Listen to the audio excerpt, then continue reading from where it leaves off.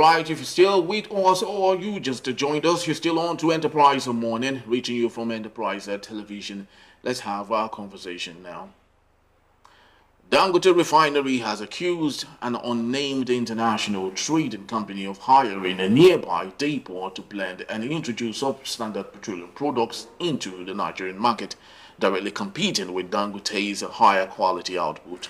And in a statement on Sunday, Anthony Chiejina, the refinery's Group Chief Branding and Communications Officer, highlighted the issue as harmful to Nigeria's domestic refining sector. Chiejina urged authorities to implement protections for local industries as seen in the US and Europe, where tariffs safeguard key sectors. And Dangote emphasized its commitment to producing affordable, high-quality refined petroleum products and urged the public to reduce and ignore misleading information about fuel pricing. And very well, the statement follows a month of scrutiny, with Dangote previously addressing allegations by the Nigerian Midstream and Downstream Petroleum Regulatory Authority that its products were inferior to imports. And after public backlash, Dangote invited regulators to test its product quality, maintaining that their output meets high standards. And amidst the rising fuel scarcity, Dangote called on NNPC and fuel marketers to source locally from the refinery, asserting its capacity to satisfy domestic demands even up to 55 million liters per day, countering the need for imported fuel. Very interesting report. Now let's have our conversation this morning, and doing that we have Emeka Madunagu, journalist and public affairs analyst. Good morning to you, Emeka, and welcome. Good morning. Good morning, Emeka. Thank you for joining us. All right, thank you. So I think it's very important at this point, with the developing story, we have to clear the air. We did mention that an unnamed company, and now the company has come up to call itself by its name. Pinnacle Oil and Gas yesterday stated that it will never sell standard petroleum products to Nigerians. The statement by Pinnacle Oil was in right of reply to apparent statement issued on Sunday by the management of Dangote Refinery that the blending plant was setting up around its facility in Lagos with the intention of selling substandard petroleum products to the Nigerians. Emeka Madunagu, with this new twist, should we have a new narrative? Because Dangote stated that a foreign company want to come compete with it, but Pinnacle, of course, is owned by a Nigerian. So should we have a change in narrative here? Well, I think Dangote just unnecessarily raising the alarm.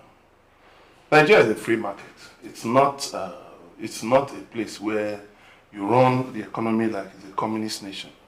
Nigeria has fully deregulated according to the administration of President Bola Ahmed Tinubu, and so that throws the market open to different players. But given the size of Dangote's refinery, 650,000 barrels per day, as the largest single train refinery in the world, there will be fears that, and the fears have been openly expressed, that it will want to dominate the market. As a matter of fact, that it will want a monopoly of the market. So, to that extent, there have been this back and forth between Dangote Petroleum Owners Association, between Dangote Independent Marketers Association, between Dangote and the NNPC. There have been this back and forth, but I think it's not unexpected. But you see, talking about a blending plant, there's nothing illegal in having a blending plant. That it's close to his refinery. There is his refinery in a military barracks or in a presidential villa. So why can't anybody set up business near his refinery? I don't see the need for that. That actually, and even the statement by Dangote Refinery, let me just directly address that, was really very contemptuous, of fellow businessmen. Yes, because you see, this is a big economy. The largest economy in Africa. 200 million people. And you can't expect that you'll be the only player in such an economy. There will be different levels of players. You have the biggest refinery in Nigeria, with a combined capacity bigger than the 4 state-owned refineries. But that doesn't give you the sole control of the market. And that is where the problem is, which is what Petron and Ipman have been saying, that Dangote's products are expensive. And Dangote eventually, after a lot of prodding from people, came out to say that it was selling its products at $9.90, and that's too high. Because if you sell at $9.90, what is the margin? How much do you expect the end user to buy the product? Nigerians are clamoring for cheaper petroleum products, especially petrol. We're clamoring for it because it's the most used item, it's the highest used item in Nigeria.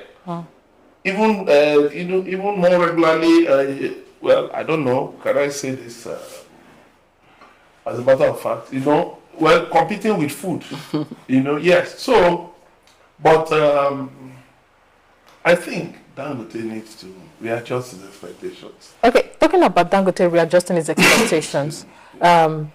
Pinnacle coming into play now, and for some time now we've not heard the voice of the NNPC because they are actually a shareholder with Dangote. Can we say Dangote is seeing Pinnacle as a threat because it's going to unfold and unravel some mysteries around the pricing of fuel, and definitely with the independent marketers still saying they want to still import fuel, and which would in the long run affect Dangote and his pricing. That is why he's fighting Very this. beautiful question. Thank you very much.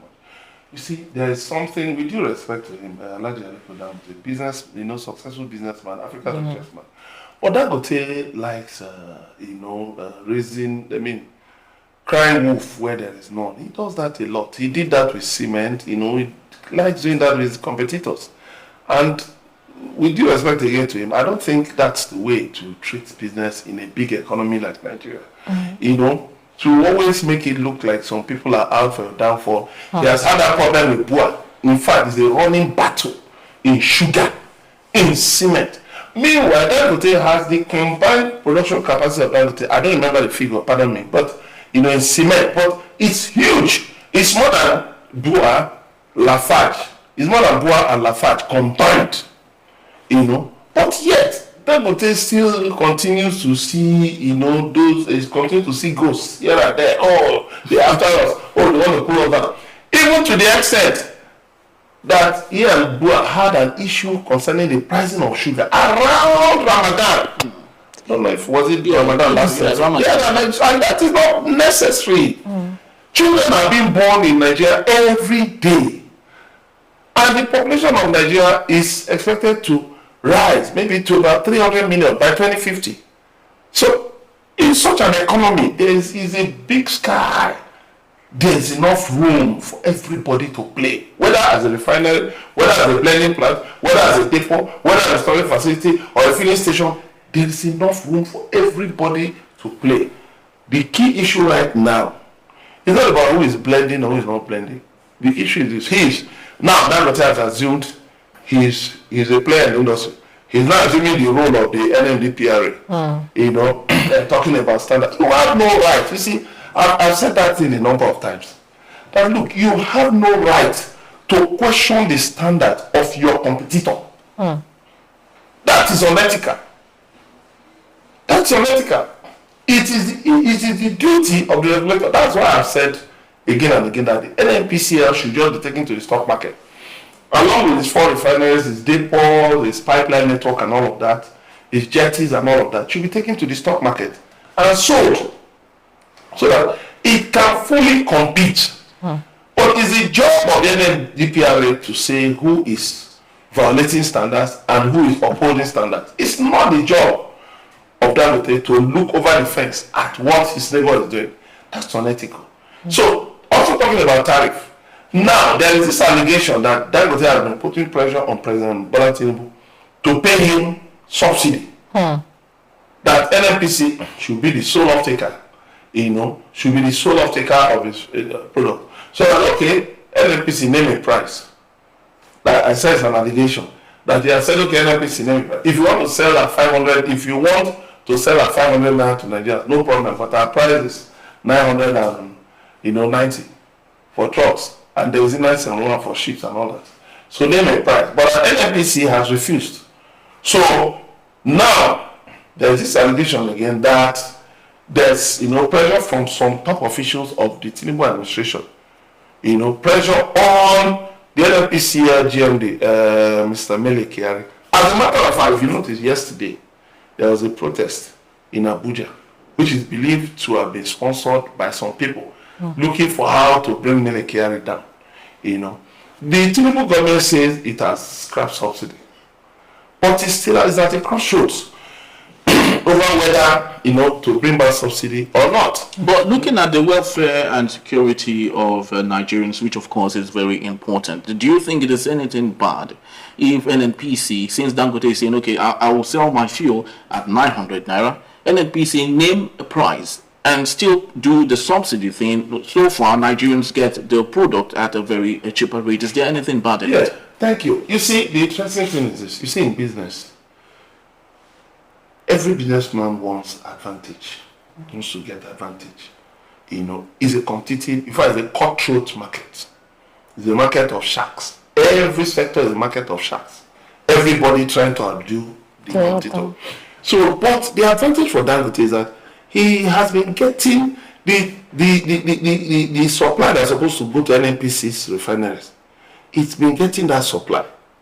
You know, 390,000 barrels. I don't know if it has been upscaled now to 445,000 barrels, which, you know, in the past Nigeria had actually been using for DSDP, direct sale, direct purchase. Yes. You know, sell it and then use it as like a sort of trade by barter. We use it, I think, I don't know if on our Basanjo, maybe Yaradua, then Jonathan, you know, then Buhari, you know. So now,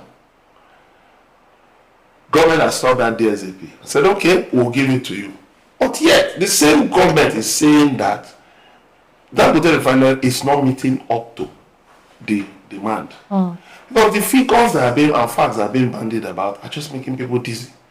There was this report by the NMDPRA that the demand in the market for petrol had fallen by 92%. That means from 55 million to maybe about 15 million. Now, Dangote, you say it's producing about 35 million. Now, and yet you are saying that it's not meeting local demand. So where, then that means the devil is in the details. We are missing something somewhere. So that is why Ipman and Petrol say there is a need to keep importing. That Dangote cannot meet with the demand, and then Dangote's price is high. But I think basically at the end of the day, the Nigerian consumer that's losing. You know, because this is a fight between giants, you know, and like they say, like that cliche goes that when two elephants fight, the grass suffers. It's the Nigerian consumer that's suffering. You know, you don't have regular power supply. So people have to power their generators. You need to use petrol every day. You need to use the cooking gas. You need to use diesel to power trucks, even vehicles. You know, you need to move food, you know, and other essential commodities and goods, you know. So, and they also provide services like transportation. So, at the end of the day, all of this, you know, the exchange of big bags is just to gain advantage. Now, Dangote said he has 500 million liters, you know, in storage. But his opponents, his competitors, have said that it's not true. That thing he told President Bola Tinubu is a lie. So I now wonder, we have a regulator, NMDPRA. We have the DSS that even intervened in the matter, in the Department State Services. They are there. Is it difficult to ascertain if Dangote says he has 500 million liters? You go in Nigerian territory now. The liters are being stored in Nigerian territory. Is it difficult to ascertain? Or can people just stay across the fence, you know, and be looking into a house? You know, like bit of people say, you cannot open the window, you cannot clean the house through the windows, you know, of the house. So we just need transparency, and which is unfortunately, which is lacking in the way we run this economy. Transparency. But do you think Bola Tinubu has a skin in the game in all of this? Well, to the extent that I know, there is no information available, except to the point that accusation that Owando, in which his nephew, Wale Tinubu has shares, has substantial shares, that Owando owns a blending plant in Malta. But they have strongly denied it, that they are not the owners of the blending plant. And interestingly, Owando's all those books have really been looking very nice. Yeah. As I yesterday moved to 3 trillion. Within a year, man. This economy must be very interesting. That God, I'm not Japan. I'm telling myself yesterday, I said, man, if this economy can be so within a year, God, remember me. I said, God, remember me. Thank you, Meka. Now, this is going to be the last question. Please just add it to your pattern shot. In the end of this, like, looking at the way it's going with the battle now being between Dangote and Pinnacle, where do you see it heading? And how will this have an effect on the economy of Nigeria? Yeah. You see, the thing is this. Businessmen all over the world will always fight. Fight everywhere. Businessmen will always fight. There is no letting up. Yes, now these people, every cent matters. Every kobo matters. You'll be surprised in business. If they tell you, Chairman, okay, I'll give you 100 kobo. Say, what is 100 kobo? But when the businessman opens his books and starts calculating, and start multiplying kobo in millions, in billions, in trillions, you say, wait a minute, lock that door. Don't anybody got. Until you balance, then you know that every kobo matters. So you see, for me, I think it's just a storm in the teacup. The government still has the final say. There is a committee set up by President Bola Tinubu on this matter. So that committee, I hope, will rightly advise the president on what to do, because this administration has said it does not intend to go back on full deregulation. Even though it has inflicted pains, according to them, I'm not speaking for them, but pains on Nigerians, but that it hopes that the pains will be temporary. So I think that other refinery owners should actually speak up. What is going on? It's only Dangote where you see a Water Smith in Imo State. You have Edo refinery. You have other refineries. As a matter of fact, there are 20 refinery licenses in Nigeria. There is Dangote. There are the 4 refineries owned by NNPC. Is that not 5? Then you have Water Smith. You have Edo. That is 7. Where are the remaining 13? What are they doing? If they cannot operate, if they cannot perform in the industry, then let them put up their licenses for sale. Anyway, some Chinese and South Koreans have said they want to come in. But you see, we need a change in favor of Nigerians as early as yesterday. Because Nigerians are really suffering. If you know that, if you consider the fact that transportation takes a chunk of the income of Nigerians. So whether it's the woman just selling in front of her house, even if it's on the table, she needs to get petrol, one way to use petrol, one way or the other. So at the end of the day, instead of this, back and forth allegation, what needs to be done is this. I think also one statement by one of Dangote's friends, Living Health Matters, Mr. Femi Otedola, who said that they owners should go and sell their possessions as scrap. That wasn't good. I felt bad about that statement. You don't say that to sell that they should go and sell their facilities as scrap. You don't say that. Sometimes in the middle of passion, when people are so happy, they just say things that when they think later they may regret. He shouldn't have said a thing like that, because now everybody's pointing at that statement. That's what Dangote's friend Penny meant when he said they should go and sell. So that why should the depot exist there? But what's the big deal with the depot? Blending. What is about blending? We are talking about substandard. Dangote. Even NMDPRA has said that your own products contain unacceptable sulfur levels. So it's just like you now, you are pointing at another person. Remove the log the log in your eyes before you point to the one in another man's eyes. So overall, I think the federal government, through the NMDPRA, should really step into this matter and stop all of this because it's not good for our economy. Investors are watching, and these things are not portraying us as serious people. We need to deal with this fuel issue. Look at Nigeria now. In Lagos, petrol is around 1,080, 190, 1,000. A The Cotonou, Niger, Ghana is between 19 and 2,000 plus. Yeah. So, but in Libya, is it not 52 naira per liter? So, why the discrepancy? Why the discrepancy? So, the issue is that if we're not careful, it's just that there is, there is a social upheaval in Libya.